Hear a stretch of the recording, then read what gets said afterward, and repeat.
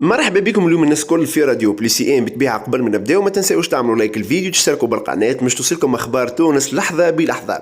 بعد القاء القبض على العضو السابق بمكتب التنفيذي لحزب حركه النهضه عبد الكريم سليمان يوم 31 ديسمبر 2022 من طرف الوحده الوطنيه للبحث في الجرائم الماليه المتشعبه باداره الشرطه العدليه، وذلك باذن من النيابه العموميه، وذلك من اجل تهم تبييض اموال لمبالغ ماليه فاقت عشرات المليارات، وذلك باعتماد هندسه مالية معقدة بغاية التمويل على التدفقات المالية المشبوهة على حساباته البنكية التي وقع تجميدها بإذن قضائي. فنفى محمد سامي الطريقي المحامي وعضو المكتب السياسي لحركة النهضة اليوم أن يكون الخبر المتداول عن إيقاف أعوان الوحدة الوطنية للبحث في الجرائم المالية بالجرجاني قيادات من حزب سياسي كبير من أجل شبهات جرائم تبييض أموال يخص قيادات من حركة النهضة. وبخصوص إيقاف عبد الكريم سليمان، نفى محامي حركة النهضة أن يكون سليمان عضو بالمكتب التنفيذي أو بمجلس الشورى أو قيادي بحركة النهضة الممركزين. وبعد الخبر هذا اللي تداول بعد إيقاف عبد الكريم سليمان، وخرج محامي حركة النهضة ومفاه وكما قلنا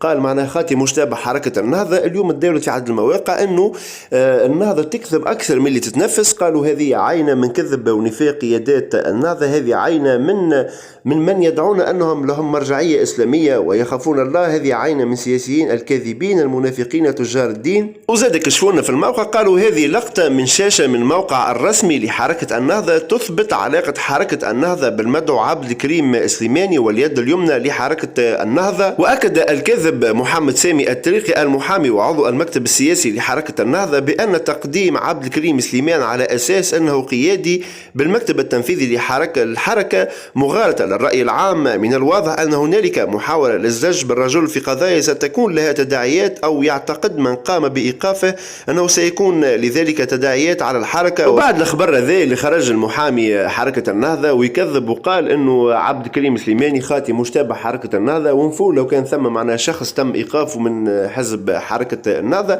لكن احنا خليناكم كابتير ديكرون خذيناها من الموقع الرسمي بتاع الحوار التونسي، هانم الفلاشات ظاهرين، وهذيك التصوير اللي موجودة معناها في السيت اوفيسيال نتاع حركة النهضة مشوا بعث للمغرب ومعها مع يمينكم على اللتر بالكل معناها عبد الكريم سليمان. وكيفاش اليوم يخرج ينفوا كيما لكي بالرسمي يكذبوا اكثر من اللي يتنفسوا.